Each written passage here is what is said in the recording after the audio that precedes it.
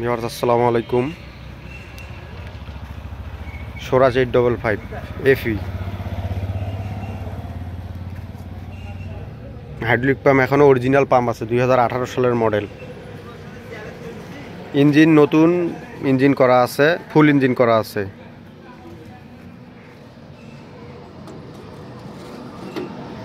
টায়ারের বিট 4 আনার মতো আছে, 4 আনা।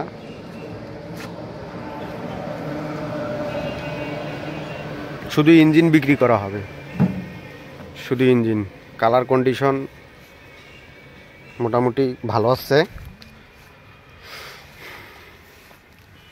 আপনারা যারা নিতে ইচ্ছুক যোগাযোগ করতে পারেন।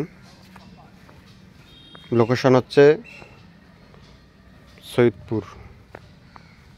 সৈয়দপুর বাস টার্মিনাল এর আশেপাশে।